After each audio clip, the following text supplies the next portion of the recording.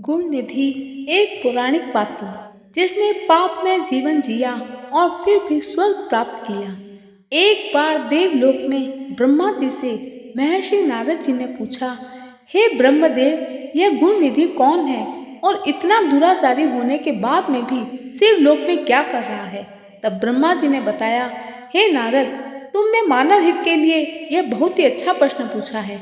मैं तुम्हें इसके बारे में विस्तार से बताता हूँ, इसे ध्यान पूर्वक सुनो। कांपिल्य नगर में एक यज्ञदत्त नामक ब्राह्मण रहता था, जो यज्ञ विद्या में बड़ा पारंगत था। पूरे गांव में उसके चर्चे थे। यज्ञदत्त ने अपने कार्यों की वजह से पूरे गांव में मान सम्मान व प्रसिद्धि प्राप्त की थी। उसके गुण निधि नाम का एक पुत्र था।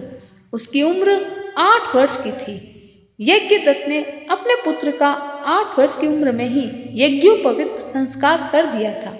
यज्ञदत्त ने अपनी ही तरह अपने पुत्र को भी अनेक विद्याओं का ज्ञाता बना दिया, लेकिन उम्र बढ़ने के साथ साथ गुण निधि बुरी आदतों का शिकार हो गया।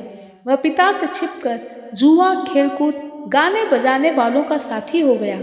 माता के कहने पर भी पिता के पास नहीं जाता। पिता दीक्षा, यज्ञ आदि से निर्मित होकर जब घर लौटकर आते और पति से पूछते, गुण निधि कहाँ गया, तो माता एक पुत्र होने के कारण पति को ठग लेती, कहती रहती, यही कहीं अभी अभी चला गया है, आता ही होगा, शायद पूजा, स्नान, देवताओं के लिए पुष्प आदि लेने गया होगा। गुणनिधि अपनी माता का बहुत प्रिय और लाडला था। माता नित्य पुत्र को समझाती, परंतु वह नहीं मानता। एक दिन पिता की अंगूठी ही चुराकर ले गया। पिता ने एक जुआरी के हाथ में उसे देख लिया। यज्ञदत्त ने जब अपनी अंगूठी जुआरी के हाथ में दिखाई दी तो वह जोर से उस पर चिल्लाने लगा। पूछने पर ज्ञात हुआ वह तो गुण निधि ने उसे दी है। यही नहीं, उसने और भी धन लाकर जुआरी को दिया है। आश्चर्य है कि तुम जैसे बुद्धिमान पंडित अपने पुत्र को जान नहीं पाए। इतना सुनकर पंडित जी का सर लज्जा से नीचे झुक गया। वह लज्जा के मारे सर मुंह को वस्त्र से ढककर घर आया। पत्नी से क्रोध करके बोला, तेरा पुत्र गुण निधि कहाँ गया है? मेरी अंगूठी कहाँ है? पत्नी ने कहा, मुझे इस समय याद नहीं है, मैं कहीं रखकर भूल गई हूँ। यज्ञदत्त क्रोध करके बोला, सत्य है, उस जैसे पुत्र को जन्म देने वाली तू बड़ी असत्यवादिनी है। जब जब पूछता हूँ पुत्र कहाँ है, तू झूठ बोलकर बहला देती है। अन्य वस्तुएं भी घर में देखने पर गायब थी। पुत्र के प्रति तुम्हारा ये मोह तुम्हें एक दिन बहुत कष्टदायक होगा। पुत्र के बिगड़ने में माता का दोष देखकर ब्राह्मण ने दोनों माँ पुत्र को तिलांजलि दे दी। हे नारद, जब ये समाचार ब्राह्मण के पुत्र को मिला तो वह गृह त्याग कर कहीं दूर अपने भविष्य के बारे में सोचने लगा। कभी माता की ममता तो कभी पिता की धर्मज्ञता का स्मरण करके अपनी मूर्खता पर पश्चाताप करने लगा। इस प्रकार चिंता में व्याकुल हो वह एक शिव मंदिर के पास जाकर बैठ गया। वह भूख प्यास से व्याकुल था। संजोग से उस दिन चतुर्दशी का दिन था। मंदिर में पूजा पाठ, हवन, कीर्तन इत्यादि का आयोजन हो रहा था। रात्रि से उसी दिन एक ब्राह्मण परिवार सहित शिवरात्रि का पूजन करने आया। उसने पूजा करके घर के सारे पकवान आदि को शिव जी के पास चढ़ाया। रात्रि में भूख से पीड़ित गुण निधि मंदिर में जाता है। बेचारा भूख से पीड़ित गुण निधि सबके जाने की प्रतीक्षा करता है। रात बीतती जाती है, लेकिन भक्तों का आवागमन लगातार बना रहता है। अकस्मात ही गुण निधि की नजर वहां रखे दीपक पर पड़ती है।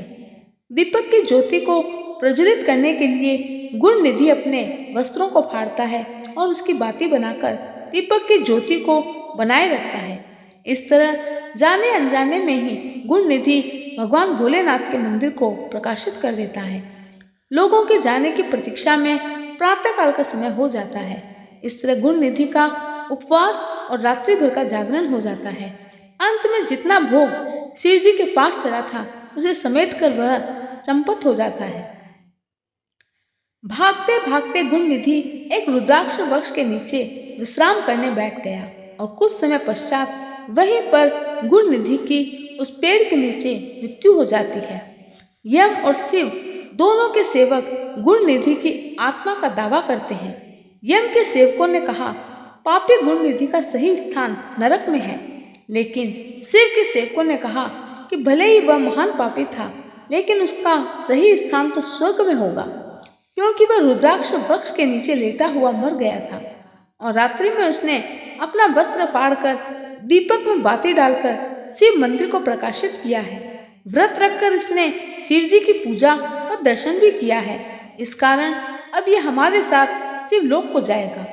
आगे ब्रह्मा जी कहते हैं, हे नारद, दूतों की बात सुनकर यम के दूत अपने लोक को चले गए। गुणनिधि शिवलोक में कुछ दिन वास करके अरिंदम नाम से राजा बना और अगले जन्म में कालिंग देश का राजा हुआ। दोस्तों, आपकी जानकारी के लिए बता दें कि कुबेर जो धन के स्वामी हैं, माँ लक्ष्मी के भाई हैं, गुणनिधि अपने अंतिम जन्म में कुबेर बना। अतः शिव जी की थोड़ी सी सेवा भी बहु फलदायक होती है। शिव पुराण के इस आख्यान को जो व्यक्ति सुनता है और सुनाता है, वह पृथ्वी लोक पर जन्म मरण के बंधन से मुक्त हो जाता है एवं शिव का सानिध्य प्राप्त होता है। जय भोलेनाथ। जय श्री कृष्ण। भूतपूर्व काल में एक ब्राह्मण कन्या थी, उसका नाम सोमिनी था। सोमिनी नाम की यह कन्या अपने माता पिता की लाडली थी। जब विवाह की योग्य हुई तो पिता ने एक श्रेष्ठ ब्राह्मण के साथ उसका विवाह कर दिया। विवाह के बाद वह भोग विलास में पड़ गई। उसके घृणित कार्य के कारण उसने अपने पति को भी रोगी बना दिया। कुछ दिनों बाद उसके पति की मृत्यु हो गई, किंतु उसकी भोग लिप्सा नहीं छूटी। पति की मृत्यु के बाद वह स्वतंत्र हो गई। अपनी कामना की तृप्ति के लिए इधर उधर भटकने लगी। इधर उधर घूमते भटकते वह निर्जन वन में पहुंची। वह इस जंगल में घूमते घूमते एक शूद्र के घर पहुंच गई और शूद्र उस स्त्री को देखकर कामासक्त हो गया। और उस स्त्री को क्या चाहिए था, वह इस शूद्र की पत्नी बनकर रहने लग गई। शूद्र के साथ मांस आदि का भक्षण करने लग गई। एक दिन शूद्र कहीं बाहर काम से गया हुआ था। रात में उस ब्राह्मण लड़की को भूख से व्याकुल मांस खाने की इच्छा हुई। तब वह मद्यपान करके हाथ में तलवार लेकर एक मेंढा को काटने के लिए बाहर निकली। उसकी खिड़क में गाय का बछड़ा तथा मेंढा दोनों पास पास में बंधे हुए थे। रात का समय था, उसको होश नहीं था, अतः भूल से उसने बछड़े को काट दिया। वह बहुत ही अधिक प्रसन्न थी, क्योंकि आज उसकी मांस खाने की इच्छा पूरी हो रही थी। फिर जब उसने घर में प्रकाश देखा तो उसे ज्ञात हुआ उसने कितना गलत काम किया है तथा पश्चाताप किया, लेकिन मांस की लालसा तथा भूख में अपने आप को रोक नहीं पाई और उस मांस को भूनकर खा लिया। समय आने पर उस दुष्टा की मृत्यु हो गई। यमदूत उसे बांधकर यमलोक में ले गए। यमराज ने उसे गो हत्यारा जानकर अनेक यातनाएं दी। फिर उसके बाद उसका जन्म शूद्र चांडाल के घर में हुआ। उसके बाद भयानक कोढ़ हुआ। अंधी होकर जन्मी, कोढ़ के कारण उसके पास कोई फटकता नहीं था। व्याकुल हो भटकती हुई उसने शिव भक्तों को देखा। उनके पास कुछ मांगने को गई। सभी शिव भक्त अपनी शिव चर्चा में इतने व्यस्त थे कि उन्होंने उसे डांट फटकार कर भगा दिया, लेकिन कोढ़ से पीड़ित वह शूद्राणी नहीं मानी। तो उनमें से एक व्यक्ति ने कुछ खाने का सामान उसके झोले में डाल दिया। खाने के सामान के साथ बैल मंजरी भी लगी हुई थी। आगे जाकर एक शिव मंदिर के पास वह शूद्राणी बैठ गई और उस शूद्राणी ने अपने झोले को टटोला। जब उसमें कुछ खाने को नहीं मिला तो उसने वह बैल मंजरी अपने झोले में से निकालकर दूर गिरा दी, जो भगवान शंकर के लिंग के ऊपर जाकर गिरी। और इस तरह से उस भूखी प्यासी दुष्टा से भूलवंश अनजाने में ही शिव पूजा हो गई। उस बैल मंजरी के छूने मात्र से सब उसके पाप नष्ट हो गए। अगले ही दिन कृष्ण चतुर्दशी का दिन भी आया। उसे भीख में कुछ नहीं मिला। इससे वह उसका चतुर्दशी का व्रत हो गया। भूख के कारण रात भर जागती रही, इससे उसका जागरण भी हो गया। शिव की इच्छा से उस दिन उसकी मृत्यु हो गई और प्रभु के पुण्य प्रताप से विमान में बैठकर शिवलोक को प्राप्त हुई। बोलो शिव शंकर भोलेनाथ की जय। वाराणसी में गोमती नदी के तट पर एक प्राचीन मंदिर मार्कंडेय महादेव मंदिर बना हुआ है। यह वो स्थान है जहाँ गंगा और गोमती नदी का संगम होता है। इसलिए संगम क्षेत्र होने के कारण इसकी पवित्रता बढ़ रही है।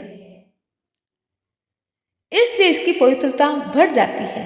जहाँ मार्कंडे यम से बचने के लिए मंदिर में शिवलिंग तक पहुंचे थे, शिवजी के अनन्य भक्त मृकुंड ऋषि मार्कंडे ऋषि के पिता संतानहीन होने के कारण दुखी रहते थे। मृकुंड ऋषि ने सोचा, महादेव संसार के सारे विधान बदलने में सक्षम है, इसलिए क्यों न भोलेनाथ को प्रसन्न करके विधान बदलवाया जाए। मृकुंड ऋषि ने घोर तपस्या करके भगवान शिव को प्रसन्न किया। भक्त की भक्ति के आगे भोलेनाथ झुक ही जाते हैं। उन्होंने मृकुंड ऋषि की तपस्या से प्रसन्न होकर पूछा, मुनिवर, तुमने जिस उद्देश्य से यह तपस्या की है उसका कारण मैं जानता हूँ, लेकिन संतान सुख तुम्हारे भाग्य में नहीं है। लेकिन फिर भी मैं तुम्हारी तपस्या से प्रसन्न होकर तुम्हें संतान प्राप्ति का वरदान देता हूँ। अब तुम मुझे ये बताओ, तुम्हें दीर्घायु वाला गुणहीन पुत्र चाहिए या अल्पायु वाला गुणवान पुत्र? तब मृकुंडु ने गुणवान पुत्र की कामना की। भगवान शंकर बोले, इस वरदान से तुम्हें हर्ष के साथ विषाद भी होगा। भोलेनाथ के वरदान से मृकुंडु को एक पुत्र हुआ, जिसका नाम मार्कंडेय पड़ा। भगवान शिव ने मार्कंडेय की आयु 16 वर्ष निश्चित की थी। ऋषि का हर्ष विषाद में बदल गया। जब मार्कंडेय का 16वां वर्ष प्रारंभ हुआ तो पिता शोक से भर गए।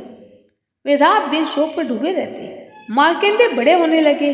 पिता ने उसे शिव मंत्र की दीक्षा दी। मार्कंडेय की माता भी बालक की उम्र बढ़ने से चिंतित रहती थी। एक दिन मार्कंडेय ऋषि ने पूछा, क्या कारण है? आप हमेशा चिंता और अवसाद में ग्रसित दिखाई देते हैं। कारण पूछने पर जब पिता ने मार्कंडेय को अल्पायु की कथा बताई, तब मार्कंडेय ऋषि माता पिता की आज्ञा लेकर दक्षिण समुद्र के तट पर गए और उन्हें एक शिवलिंग स्थापित करके आराधना में जुट गए। ऋषि ने सोचा, महादेव संसार के सारे विधान बदलने में सक्षम है, क्यों न भोलेनाथ को ही प्रसन्न कर लिया जाए और ये विधान बदलवा दिया जाए।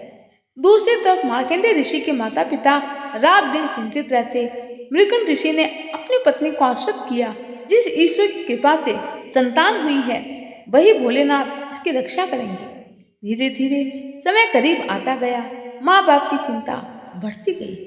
तब मार्कंडेय ने शिवजी की आराधना के लिए महामृत्युंजय मंत्र की रचना की और शिव मंदिर में बैठकर इसका अखंड जप करने लगे।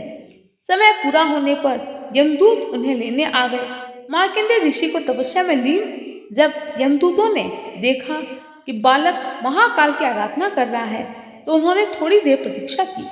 मार्कंडेय ने अखंड जप का संकल्प लिया। यमदूतों का मार्कंडेय को छूने का साहस न हुआ और लौट गए। जब सभी यमदूत खाली हाथ लौटे तो यमराज ने उनसे पूछा, तुम जिस कार्य के लिए गए थे वो कार्य हुआ? क्यों नहीं? मार्कंडेय ऋषि को क्यों नहीं लेकर आए? तब यमदूतों ने यमराज को बताया। वे बालक को लेने जब गए तो बालक भगवान शिव की महामृत्युंजय जाप कर रहा था। वे वहां तक पहुंचने का साहस नहीं कर पाए। यमराज ने दूतों को पुनः भेजा, पर यमदूत मार्कंडेय को छू भी न सके, जिस पर यमराज क्रोधित हो गए। मार्कंडेय के प्राण को लेने वे स्वयं ही चल दिए। यमराज के मार्कंडेय के पास पहुंचने पर बालक मार्कंडेय ने यमराज को देखा तो जोर जोर से महामृत्युंजय मंत्र का जाप करते हुए शिवलिंग से लिपट गया। मुझे बचाओ, मुझे बचाओ। प्रभु यमराज ने बालक को शिवलिंग से खींचकर ले जाने की चेष्टा की। तभी जोरदार हुंकार से मंदिर कांपने लगा और एक प्रचंड प्रकाश पुंज से यमराज की आंखें चुंधिया गई। शिवलिंग से स्वयं महाकाल प्रकट हुए। उन्होंने हाथों में त्रिशूल लेकर यमराज को सावधान किया। पूछा, तुमने मेरी साधना में लीन भक्त को खींचने का साहस कैसे किया? यमराज महाकाल के प्रचंड रूप से कांपने लगे। उन्होंने कहा, प्रभु, मैं तो आपका सेवक हूँ। आपने ही जीवों से प्राण हरने का निष्ठुर कार्य मुझे सौंपा है। तब भोलेनाथ बोले, इस बालक की 16 वर्ष की आयु मैंने निश्चित की थी, अब इसकी दीर्घायु भी मैं निश्चित करूंगा। मैं अपने भक्त की स्तुति से प्रसन्न हूँ, इसलिए इसे दीर्घायु देने का वरदान देता हूँ। अब तुम इसे नहीं ले जा सकते। यम ने कहा, प्रभु, आपकी आज्ञा सर्वोपरि है। मैं आपके भक्त मार्कंडेय के द्वारा रचित महामृत्युंजय मंत्र का पाठ करने वाले को कभी त्रास नहीं दूंगा। महाकाल की कृपा से मार्कंडेय दीर्घायु हो गए। उनके द्वारा रचित महामृत्युंजय मंत्र भी अमर हो गया। यह मंत्र काल को भी परास्त कर देने वाला माना गया है। महामृत्युंजय मंत्र का पाठ करने से मनुष्य को शिव जी की कृपा प्राप्त होती है। असाध्य रोगों, मानसिक वेदना आदि से भी राहत मिलती है। और इस घटना के बाद शिव जी का नाम कालांतक पड़ा, क्योंकि उन्होंने काल का अंत करने वाले केवल मार्कंडेय के प्राणों की रक्षा नहीं की, बल्कि उनकी भक्ति से प्रसन्न होकर उन्हें सदा सर्वदा के लिए काल मुक्त कर दिया, जो शिव कृपा से अमर हुए। जय श्री शंकर भोलेनाथ, जय श्री कृष्ण। दोस्तों, आज की इस कहानी को अपने दोस्तों व रिश्तेदारों में ज़्यादा से ज़्यादा शेयर करें।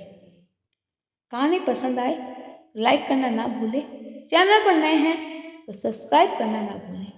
जय श्री कृष्ण।